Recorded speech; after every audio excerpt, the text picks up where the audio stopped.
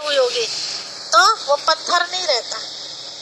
ऐसे हम भी घर परिवार में रहते हैं, है ना, जिस भी परिवार में रहते हैं तो हमें कुछ नहीं आता जब तक, तो हम भी कैसे हैं, पत्थर जैसे ही हैं, है ना। शरीर से पत्थर नहीं है लेकिन दिमाग से तो पत्थर है ना, वो चीज हमें आती नहीं है। अब दिमाग को तेज करने के लिए क्या किया जाता है, हम सब अपने बच्चों को कहाँ भेजते हैं, कहाँ भेजते हैं, स्कूल में भेजते हैं, है ना। स्कूल में कितनी तरह की डांट बच्चों को मिलती है, डांट मिल मिल करके ही तो बच्चा कुछ बन पाता है ना। कभी कभी उसे थोड़ी पिटाई भी खानी पड़ती होगी डांट के साथ। तो जो बच्चे डांट सहन कर लेते हैं, पिटाई सहन कर लेते हैं तो वो कुछ बन जाते हैं, है ना। या उनके माता पिता छुट्टी दे देते हैं। कईयों को आपने देखा होगा, कई कहते हैं हमें बस बच्चे की हड्डी हड्डी दे देना, मांस तुम्हारा, है ना। कहने का मतलब कि हमारे बच्चे को आप पढ़ा के, चाहे आप इसे प्यार से पढ़ाओ चाहे आप इसे डांट के पढ़ाओ, हमें बच्चा काबिल चाहिए, है ना। क्योंकि सब समझते हैं इस बात के लिए कि घर में बच्चा समझता नहीं है, लाड़ होता है ना घर में तो उनकी बात नहीं मानता, लेकिन बाहर स्कूल में जाएगा तो टीचर की बात मान लेगा। तो कहने का मतलब ये है कि छोटे बच्चों को तो हम भेज देते हैं कि हमारा बच्चा अच्छा काबिल बन जाए। तो कभी अपने ऊपर भी हमने ध्यान दिया है कि हम भी काबिल बन जाए। हम अपने बच्चों से उम्मीद रखते हैं, हमसे भी तो कोई उम्मीद रखते होंगे, हमसे हमारे बड़े उम्मीद रखते हैं, है ना। हम किसी के घर में बहू बन के आते हैं, किसी के घर में बेटी बन करके रहते हैं, तो दोनों ही परिवार वाले उम्मीद रखते हैं ना कि मेरी बेटी कोई काम ऐसा ना कर दे जो सिर झुकाना पड़ जाए, मेरी बहू कोई ऐसा काम ना कर दे जो परिवार का नाम खराब हो जाए। दोनों परिवार को अपेक्षा रहती है हमारे से, है ना। तो वो हमें अच्छा बनाने के लिए तो डांटते भी हैं। सासू माँ को कोई बात अच्छी नहीं लगी तो कहना पड़ेगा, नहीं पड़ेगा, उनको पड़ेगा ना। और उनकी बात को बुरा मान के हम रोटी खानी छोड़ दे या उनसे बात करनी बंद कर दें तो इसे क्या कहेंगे, बन जाएंगे मूर्ति, नहीं बन सकते, है ना। हमें क्यों डांट पड़ी है उसकी गहराई में जब हम जाएंगे, उस चीज को समझेंगे तो जरूर हमारी वो बात समझ में आ जाएगी और हम भी पत्थर जैसे पूजने लायक बन गया तो एक दिन हम भी ऐसे पूजने लायक बन जाएंगे। ठीक है, हम आपको ये बताने के लिए आए, आपको डिस्टर्ब करने के लिए नहीं आए, है ना। कई सोच रहे होंगे कि पता नहीं बहन जी हमारा ये गाना बजाना छुड़ा के कभी कभी तो मौका मिलता है गाने बजाने का। हम आपको ये खुशखबरी देने के लिए आए हैं, जिनकी आप पूजा करते हैं, इतनी मेहनत करते हैं। अभी नवरात्रियों में, है ना, इन्होंने पूरे के पूरे नवरात्रे रखे, कई तो पानी तक भी नहीं पीते हैं, इतनी तपस्या करते हैं। इसलिए तपस्या करते हैं कि जिनके नाम पर हम भूखे प्यासे रहते हैं उनसे हमें कुछ वरदान मिल जाए, है ना। अब वो कोई ना कोई कामना, चाहे मुझे धन की कामना हो, चाहे मुझे पुत्र की कामना हो, चाहे मुझे पति अच्छा मिले, उसकी कई कन्याएं भी रखती है ना व्रत, तो अच्छे पति की कामना करती हैं। कई सोचती मेरे घर में पोता आ जाए, मैं सबकी अलग अलग। कई सोचते हैं कि हमारे घर से कुछ नहीं चाहिए माता रानी, बस हमारे घर से बीमारी निकाल दे, है ना। तो सबकी अलग अलग मनोकामनाएं रहती हैं और उस कामना को रखते हुए हम इतने अपने आप को कष्ट पहुंचाते हैं। देखिए, कोई भी कामना पूरी करवाने के लिए हमें किसी भी तरह से भूखा प्यासा रहने की जरूरत नहीं होती, है ना। अब ऐसा क्यों कर रहे हैं आप कहेंगे, बहन जी ये तो परंपरा से चलता आ रहा है। अब परंपरा से अगर गलत होता आ रहा है तो हम भी गलती करते चले, हम भी गलती करते नहीं ना।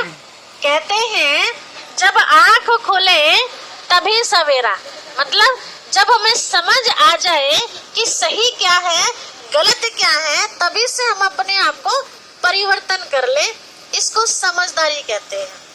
कैसे समझदारी कहते हैं, आपका बच्चा किसी स्कूल में जाता है, ठीक है, आपका बच्चा जाता, आपके बच्चे से पहले आपके परिवार में और बड़े बच्चे जा रहे थे, उससे पहले और उससे, और समझो 4-5 पीढ़ी से उसी स्कूल में बच्चे पढ़ रहे हैं। लेकिन आज आपने अपने बच्चे को चेक किया कि जो बच्चे को आना चाहिए वो तो आता ही नहीं है, तो आप स्कूल चेंज करेंगे या उसी में रखेंगे? कोई नहीं, हमारे बड़े बुजुर्गों का ये पीढ़ी दर पीढ़ी चलता आ रहा है स्कूल, तो हम भी इसमें ही पढ़ाएंगे। ऐसे करेंगे क्या? नहीं करेंगे। जहाँ गड़बड़ देखेंगे तो चेंज कर देंगे, है ना? उसी में समझदारी भी है। तो ऐसे आज जो हम ये बात करते हैं परंपरा की कि भाई ऐसा क्यों कर रहे हैं, इतनी जोत जला रहे हैं, है ना? कई तो अखंड जोत जलाते हैं और उसमें देसी घी जलाते हैं, ठीक है? दीपक कहाँ जलाते हैं? माता रानी के सामने, कि मंदिर में अंधेरा नहीं होना चाहिए। माता रानी को रोशनी की जरूरत है या हमें रोशनी की जरूरत है? हाँ जी, जरूरत तो हमें है ना, अंधेरे में तो हम हैं। माता की जिंदगी में तो रोशनी रोशनी है। रोशनी मतलब वो तो अच्छाइयों से भरी हुई है, उनको तो जरूरत ही नहीं है, ना अंदर की रोशनी की जरूरत है उनको, ना बाहर की रोशनी की जरूरत है। वो तो सबको रोशनी देने वाली है। हम उनके सामने घी का दीपक जलाते। अगर किसी पड़ोसी को किसी मेहमान के स्वागत के लिए अगर 2 चम्मच घी की आवश्यकता पड़ जाती तो कई बार हम उन्हें मना कर देते हैं, होते हुए भी, है ना? और माता रानी के आगे अखंड जोत 9 दिन तक शायद 1 किलो घी ना खत्म हो जाता हो, है ना? हम सोचते हैं कि माता रानी खुश हो जाएगी, तो खुश होगी माता रानी? ऐसे नहीं होगी, ठीक है? गहराई से समझना, माता रानी हमारी खुश कैसे होगी? सभी चाहते हैं खुश करना, हाथ खड़ा करो जो चाहते हैं माता रानी खुश हो जाए, ऐसा तरीका हमें बता दो। हाथ खड़ा करो जिसे चाहिए। हाँ, बहुत सहज तरीका है। देखिए, आप भी माँ हो ना, माँ हो ना, तो आप माँ अपने बच्चे से क्या उम्मीद रखेंगे कि आपके नाम की अखंड ज्योति जलाए? नहीं चाहेंगे ना? या आपके रोज पैर छुए? नहीं चाहेंगे, है ना? क्या चाहेंगे? मेरा बच्चा कुसंग से बच के रहे, है ना? शराबियों के साथ ना बैठे, गंदा जो बोलते हैं उनके साथ ना बैठे, है ना? और कई ऐसी बुराइयां है ना, आप सब जानते हैं, हमें बताने की जरूरत नहीं है। तो आप ये चाहेंगे कि बेटा तो उन सब से बच के रहे, बस मैं यही चाहती हूँ। बाकी सारा आशीर्वाद जो भी मेरा वो तेरा ही तो, और किसका है? तो जब आप माँ अपने बच्चों को कभी भूखा प्यासा देखना पसंद नहीं कर सकती, माँ हो ना, तो वो भी हमारी माँ है, तो वो हमें कैसे ये कह सकती है कि तुम 9 दिन तक भूखे रहो मेरे नाम पे, और फिर 10वें दिन जब तुम पूरा करोगे तब मैं तुम्हें आशीर्वाद दूंगी? तो ये संभव है? हो सकता है ऐसा? नहीं हो सकता। तो इसका मतलब जरूर कुछ और कारण है। हम इतने वर्षों से व्रत करते आ रहे हैं, है ना? कई तो बताते कि जब से हमने होश संभाला तब से व्रत करते आ रहे हैं, लेकिन मिला आज तक कुछ? मिला कुछ? मिलता है थोड़ा। कितना मिलता है? अल्पकाल के लिए, थोड़े समय के लिए सुकून मिलता है। हमारे मन ने ये स्वीकार किया, है ना, कि हमने ये व्रत किया है, हमारा ये काम हो गया। काम तो वो जब भी होना था, क्योंकि हमने पहले भी तो पुण्य कर्म कर रखे हैं ना, उसका फल भी तो हमें मिलना ही है। तो भूखा प्यासा रहने की आवश्यकता नहीं है, केवल उन चीजों को त्यागने की जरूरत है जो चीज हमारी माता रानी नहीं खाती है। उन चीजों को छोड़ने की जरूरत है। वो चीज तो हम केवल 9 दिन के लिए छोड़ते हैं, है ना, और बाकी 10वें दिन फिर उसी चीज पे आ जाते हैं। तो माता रानी खुश होगी, फिर कहेंगे ये तो फिर वैसे के वैसे बन गए। अब आपका बेटा अगर 10 दिन के लिए प्रतिज्ञा कर ले कि माँ मैं दारू नहीं पीने का, तो आपको बड़ा अच्छा लगेगा ना। लेकिन अगर ये पता चले कि बस 10 दिन के लिए है, तो आप खुश होंगे? आप नहीं बेटा मैं नहीं मानती 10 दिन के लिए, हमेशा के लिए प्रतिज्ञा कर कि मैं अच्छा बन करके ही दिखाऊंगा, अच्छा ही रहूंगा, तो आपका दिल कितना खुल जाएगा गुलाब की तरह, है ना। तो ऐसे ही व्रत करना चाहिए, है ना। सेहत के लिए ठीक है, कभी कभी खाना नहीं खाना चाहिए, फल फ्रूट में रहना चाहिए, लेकिन माता रानी को दोष दे के नहीं कि उनकी वजह से हम भूखे रह रहे हैं, उनकी वजह से नहीं। अपनी सेहत को, है ना, ठीक रखने के लिए एक दिन हमने अन्न नहीं खाया या 10 दिन तक हमने अन्न नहीं खाया, ये सोच के भले हम छोड़ दें। जिसे हम अनेक जन्मों से पुकार रहे थे, जिसे मच्छर लग रहे, थोड़ा सा पंखा घुमाने के लिए बोल रहे।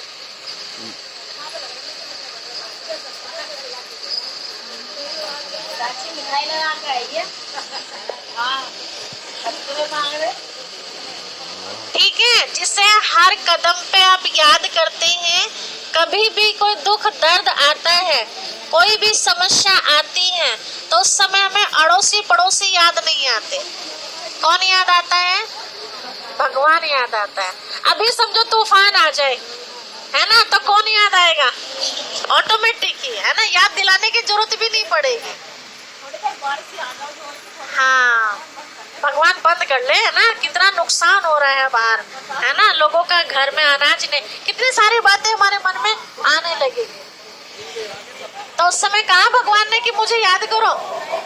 नहीं कहा ना, लेकिन अपनी जरूरत के लिए हमें उनकी याद आ रही है। तो बिना दुख के अगर हम उन्हें याद करेंगे तो दुख आएगा ही नहीं।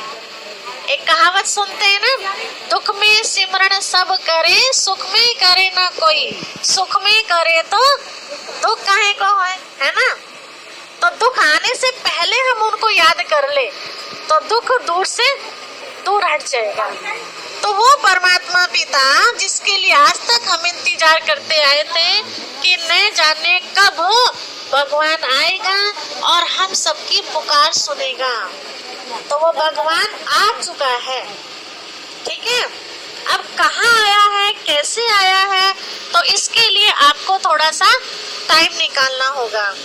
ठीक है, जो लावड़ के हैं उनको पता होगा, यहाँ मनोज कुल्फी वाले भाई जी हैं एक, उनके यहाँ सेंटर खुला है, वहाँ ये पढ़ाई होती है और निशुल्क है, किसी तरह की कोई फीस नहीं है और कोई ऐसा बंधन भी नहीं है कि रोज आना ही है। एक बार समझ लीजिए कौन है वो, कैसा है, कैसे हम उसको याद करके शक्ति ले, हर प्रकार से अपने साथ का उसके अनुभव करे, अपने काम काज में उनसे मदद ले। बस वो तरीका सीख के आप कहीं भी कर सकते हैं। फिर थोड़ी थोड़ी बीच में जानकारी और लेनी है तो बीच बीच में आ सकते हैं। बंधन नहीं है किसी तरह का, आप अपने घर में ही उनको याद कीजिए। ठीक है, तो उसके लिए वो स्कूल खुला है। ये बताना हम जरूरी समझते हैं आपको। कई कहते हैं ज्ञान ध्यान क्यों जरूरी है, ये तो बुढ़ापे के लिए है, या जिनकी सारी जवाबदारियां फ्री हो गई हैं उन लोगों के लिए ज्ञान ध्यान की जरूरत पड़ती है। हम सब इस बात को अच्छी तरह से जानते हैं कि जब कभी हमारा बुलावा आता है किसी का भी, क्या वो काल हमें लेने आएगा तो ये पूछेगा तुम्हारी जिम्मेवारियां पूरी हो गई हैं? आज तक पूछा किसी ने काल? है? नहीं पूछा ना। सारी की सारी जिम्मेवारी ऐसी छोड़ के हमें जाना पड़ता है। तो कम से कम हम इतना तो जान ले कि हम जाएंगे तो कहाँ जाएंगे, और वहां जाने के लिए अपनी कुछ तैयारियां तो करके रखें। वो तैयारियां क्या है? कर्मों का बदलना। जो आज तक जाने अनजाने में हमसे गलतियां होती आ रही हैं, जिसको पाप कर्म कहते हैं, वो पाप कर्मों से हम अपने आप को कैसे बचाए, है ना, कैसे अच्छे कर्मों से अपने आप को सजाए, तो जीवन हमारा अगला सुखी बन जाए। नहीं तो यहाँ भी दुखी है और अगला भी दुखी होगा। ठीक है, तो क्यों जरूरी है ये सब बातें सुनने के लिए कहानी सुना के मैं समाप्त करती हूँ। बताते हैं, एक बार कहीं सत्संग चल रहा था। सत्संग चलते चलते वहां से कोई व्यक्ति निकल के जा रहा था, तो उसने देखा कि कुछ अच्छी बातें बताई जा रही हैं, थोड़ा खड़ा होके सुनने लगा। खड़े खड़े उसने एक बात सुनी थी। क्या बात सुनी थी? कि हम संसार में आए हैं, जिस तरह परमात्मा पिता ने हमें धरती पर भेजा है, इसी तरह से परमात्मा हमें लेकर के जाएगा। जैसा भेजा था उसी रूप में लेके जाएगा। जैसा भेजा था उससे दूसरा रूप हो गया तो वो उसको चेंज करके लेके जाएगा। अब चेंज करके मतलब आत्मा साफ आई थी ऊपर से, अब गंदी हो चुकी है तो गंदों को तो लेके जाएगा नहीं, साफ को लेके जाएगा। तो अगर अभी साफ नहीं हुए तो फिर उसको यमराज भेजने पड़ेंगे।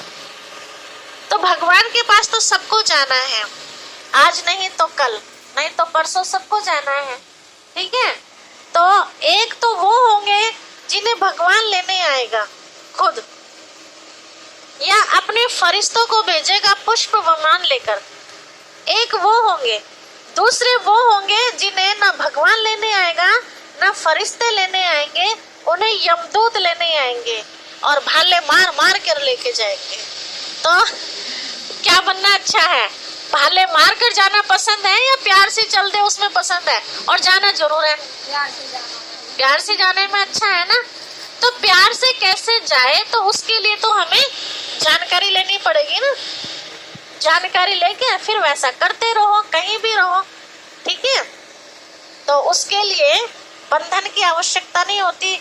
स्कूल में तो बच्चे को रोज जाना पड़ता है, लेकिन ये आत्मा का कनेक्शन परमात्मा के साथ जोड़ने के लिए रोज पढ़ाई की जरूरत नहीं है, केवल एक सप्ताह का कोर्स होता है, वो कोर्स करने की जरूरत है।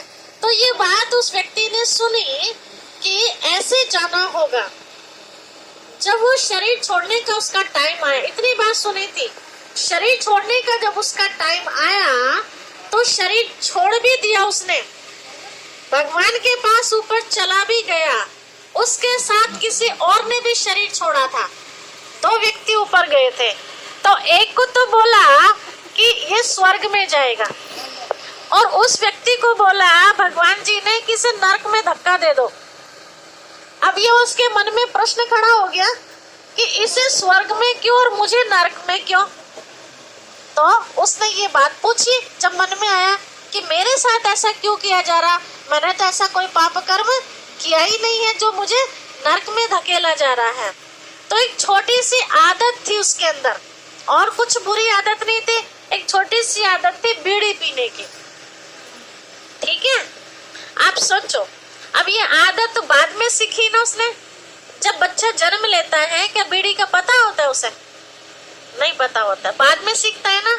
और तो ये बात उसने सत्संग में सुनी थी कि जैसे रूप में भगवान भेजता है ऐसे रूप में ही लेकर के जाता है, लेकिन उसने आगे जानने की कोशिश नहीं करी। जब वहां गया तो बीड़ी के कारण स्वर्ग से नो एंट्री हो गई उसकी। उसने जिद करी कि मैं तो स्वर्ग में जरूर जाऊंगा। तो जैसे फरिश्ते लेकर जा रहे थे स्वर्ग में उस व्यक्ति को छोड़ने के लिए, तो वो पीछे पीछे वो भी जाकर धोखे से स्वर्ग में घुस गया, ठीक है। अब घुस गया तो क्या करे, वापस कैसे लाए उसको? उनके साथ ही अंदर चला गया। कोई बात नहीं, चला गया। फरिश्तों ने आकर के बताया भगवान जी को कि वो तो नरक के बदले वहां स्वर्ग में घुस गया, अब क्या करें? तो स्वर्ग में केवल देवताओं को एंट्री थी जाने की, और कोई स्वर्ग में जा नहीं सकता था। तो उसके लिए एक उपाय रचा, बाहर निकालने के लिए यमदूतों को भेजा, और यमदूतों ने स्वर्ग की जो बाउंड्री थी उस बाउंड्री के नीचे बैठ करके बीड़ी पी। किस लिए बीड़ी पी? उसको बुलाने के लिए, क्योंकि पता था कि इसके अंदर आदत कौन सी है, बीड़ी पीने की। तो जैसे वो वहां बीड़ी पीने लगे तो उसकी खुशबू गई अंदर, और उसकी खुशबू से वो बाहर खिंचता हुआ आया। बाउंड्रीज में झांक के देखा तो बीड़ी पी रहे थे, तो उसने बीड़ी मांगी कि थोड़ा सा मुझे भी टेस्ट करा दो। तो उसने कहा कि तुम ना बाहर आ जाओ, टेस्ट लेके फिर अंदर चले जाना। ऐसे करके उसको बाहर बुलाया, फिर कोई अंदर जाने दे रहा था क्या? तो देखो, एक छोटी सी आदत ने मनुष्य को कहां से कहां बुला लिया, है ना। तो कहीं ऐसा ना हो हमारे साथ भी कि हमें बहुत सारी चीजें ऐसी हैं जिनका हमें पता ही नहीं है कि सही क्या है और गलत क्या है। एक सारी आदतें बहुत अच्छी हमारे अंदर, बहुत अच्छा हम लोगों को सुख दे रहे, लेकिन एक छोटी सी गलती के कारण कहीं स्वर्ग से हमारा नाम न कट जाए। ऐसी भूल ना हो जाए। ठीक है, तो वो भूलें कौन कौन सी हैं, वो भूलों को जानकारी के लिए आपको ये 7 दिन का कोर्स करना पड़ेगा। 1 घंटे की क्लास है, ज्यादा क्लास नहीं है। ठीक है, और इसमें जो भी आपके प्रश्न होते हैं उन प्रश्नों का आपको उत्तर भी मिलेगा। ठीक है, और ये ज्ञान स्वयं परमात्मा पिता ने आकर के दिया है। कैसे दिया है वो तो जब आप वहां आके सुनेंगे तब आपको पता चलेगा। ठीक है, ओम शांति। अब आप गा सकते हैं।